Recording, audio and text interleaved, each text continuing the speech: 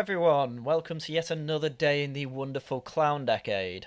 The decade where things are only going to get worse before they get better, and if you thought Count Dankula's whole ideal after being arrested for a Nazi pug joke, and then being fined £800, and then not being able to even appeal or protest said fine, was bad, wait until you hear today's story. But just before I get into that, there's some housekeeping over at the Wellington Project. Links in description as usual. But I am going to be launching a new newscast stream over on that channel called The Other Side of the Hill, or TOSH for short. With the first one being sent out tonight, I will be joined by John and Owain of the Wellington Project to go through the news of the week. And every week from then on, we will simply be covering the news of the week, giving our input, and of course, raging about the different rags and the way they report news along the way. So that stream will be on tonight at 9 PM GMT, as it will be every Tuesday from then on. But that's enough about what's going to happen tonight. Let's look at what happened a few days ago in Britbongland. So a perfectly peaceful war veteran is being handcuffed for a Facebook post by a politically motivated police force. He's being handcuffed. He's not resisted. He's not done anything. This is a man who served our country, and you people are a disgrace serving an ideology that you're doing. This is an ordinary human being. So, as you can see from Lawrence Fox's commentary, yes, that is indeed Lawrence Fox, an elderly man who is a war veteran of all things has broken the same law as Count Dankula, or suspected of breaking the same law, which is Section 127 of the Malicious Communications Act 2003, something that a lot of us have been really pining to get rid of or amend for some years. As the law states, if you are grossly offensive online, as I am all the time, then that is grounds to be arrested and tried. And of course, in Dankula's case, prosecuted. Along with other such ridiculous cases, such as the one in Liverpool, where a girl posted rap lyrics in commemoration of her friend who died, and a police officer saw it, who happened to be black, and given their rap lyrics they had the dreaded N-word in, and that was deemed grossly offensive. I think you're tyrants. I think you should not be doing this. You're infringing my human rights and my freedom of speech under Section 8 and 10 of the ECHR. You have to give them a search. Yeah. Yeah, I've got. Yes, as the old war veteran Mr. Brady has just said there, the police are indeed tyrants and, of course, are infringing on his human rights to post not even edgy memes on the internet, and in this case it was repost an edgy meme. Because you might be wondering just what the hell was posted online to, well, oddly enough, it was Lawrence Fox who originally posted the meme, who is present at this arrest, but he himself is not being arrested, because the UK law makes total sense, and is absolutely applied fairly across everyone who has broken laws. But Lawrence Fox, on the 26th of June, posted this picture, saying, "Oh blessed and most holy month," in which he puts up the old new pride flags, the original racial pride flag that is missing the intersex part, because you need to have absolutely everything on the rainbow flag these days, even though the idea was it was supposed to represent everyone originally, you know, the conservative pride flag. But he has positioned them in such a way that they make a certain symbol that was famous across the mid-century Germans. And naturally quite a few leftists did not see the funny side of this.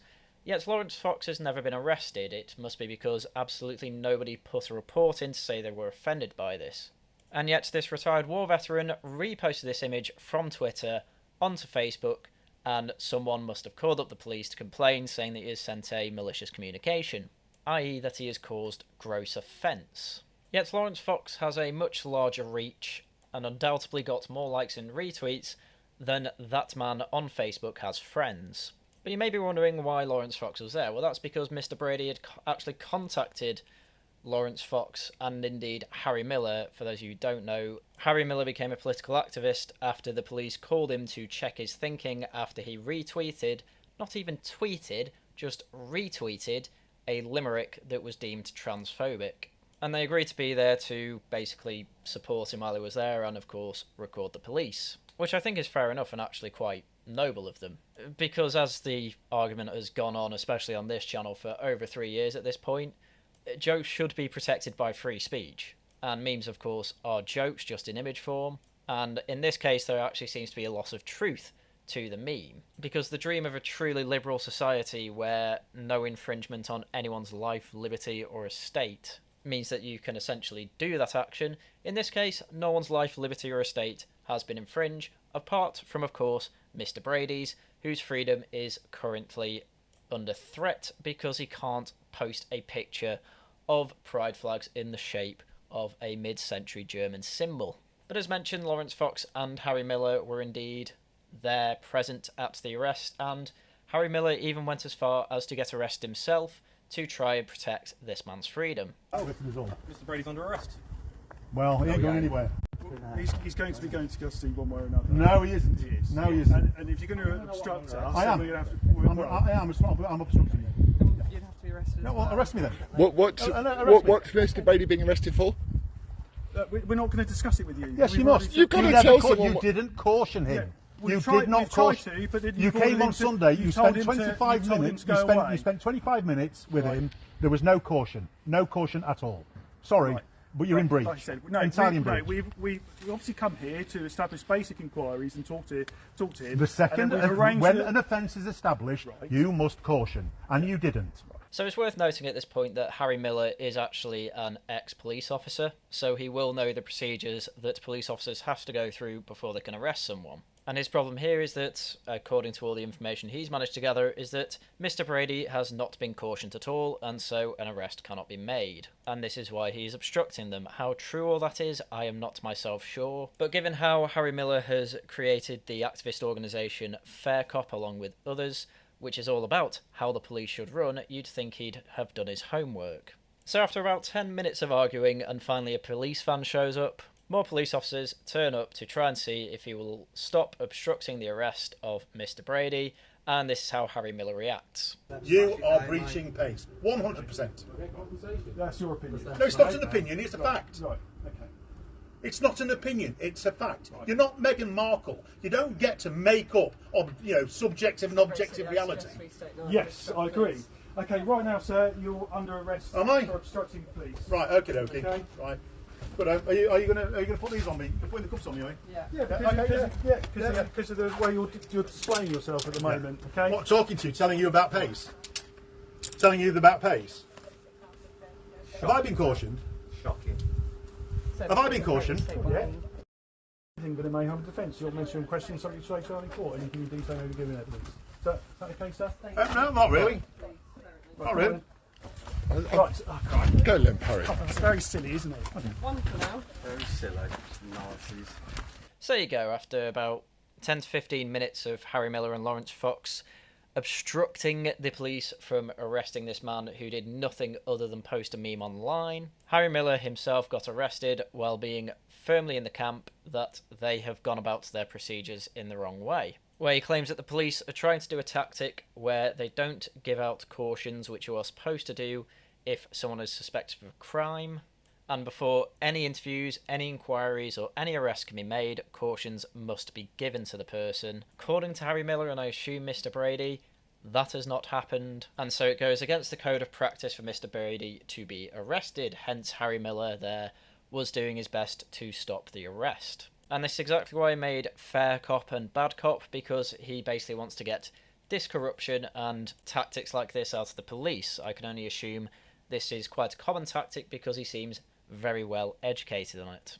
And as a former police officer, I'd be surprised if he didn't see these tactics being used himself. It's also worth noting at this point that Mr. Brady was actually given a choice. He could either be charged £80 to go to a education course, all I can see it being referred to anywhere is an education course, which I can only assume is full of absolutely woke nonsense given what he is being arrested for, or if he refused that, it would be treated as a crime and he could be arrested.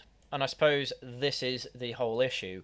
When the police went to him on Sunday, it was probably good enough in their minds to say that it was a caution for being given this offer, but it might not actually have been an official caution. I mean, I really don't know how police codes of practice go, but I'm going to have to go off Harry Miller's words for this, which he expands upon in a Daily Mail article. So, Harry Miller, a former police officer, was also arrested after claiming he had tried to prevent the former serviceman from being detained.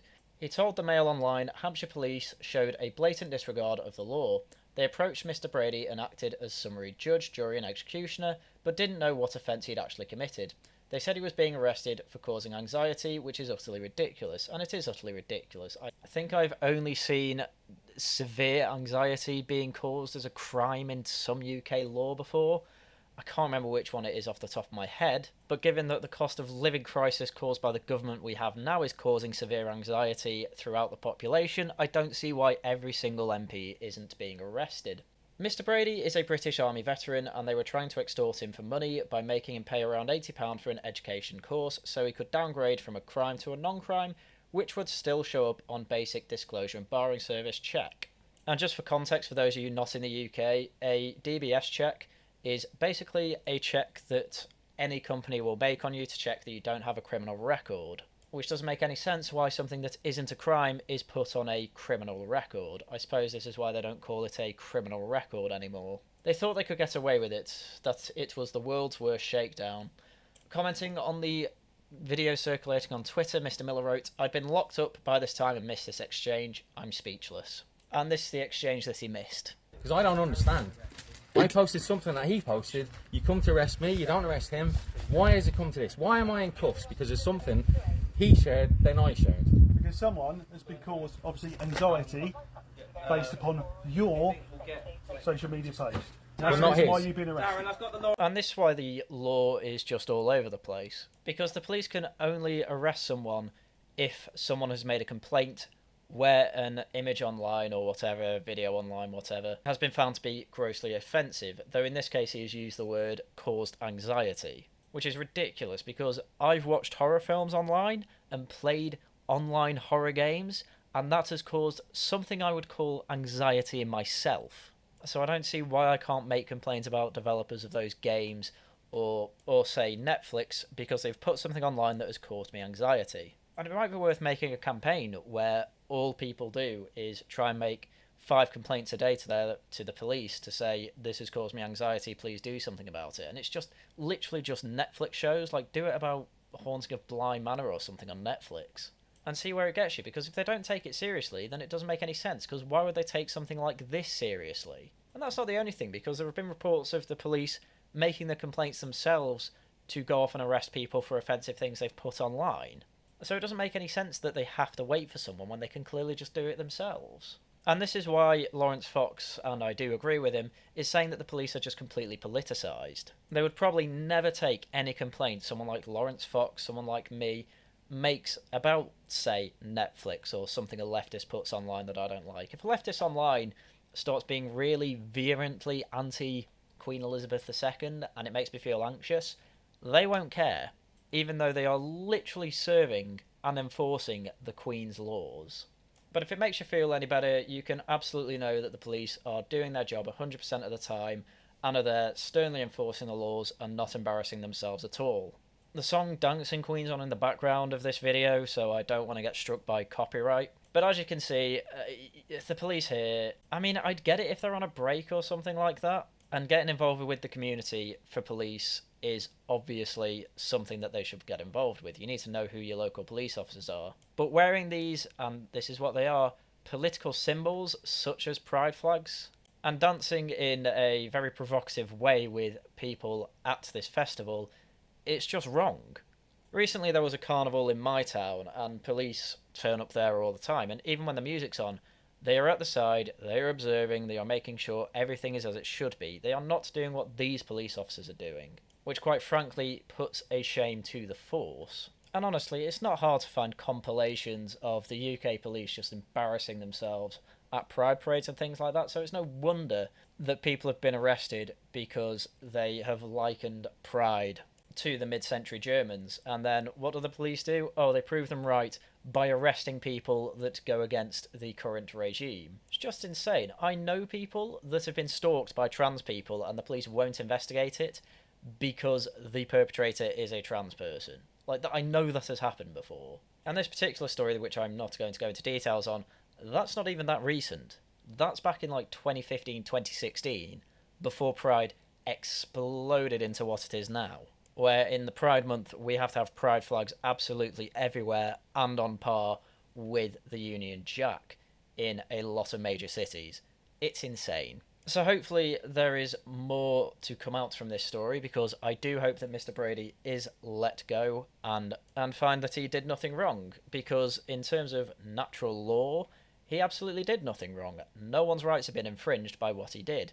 Yet unfortunately, UK laws at the moment are a travesty. And by the letter of the law, he did the same thing as Dankula. He posted something online and somebody found it offensive and decided to report it. Although in Dankula's case, it was actually the police that found it, and they had to go to some Jewish community and say, "You find this offensive, right?" They went, "Yeah, mate, go on," and then arrested him. And there was a load of dodgy stuff about that as well, which Dankula goes through in his own videos. UK police are very dodgy, and they're also completely politically possessed by all the worst things imaginable. And if that's happened, then you simply can't keep your country going for that much longer.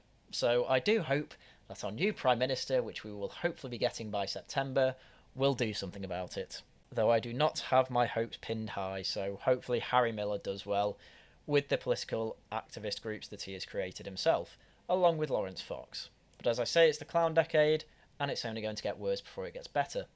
Anyway, that's everything I had for you today, so, as usual, thank you very much for watching, and until next time, goodbye.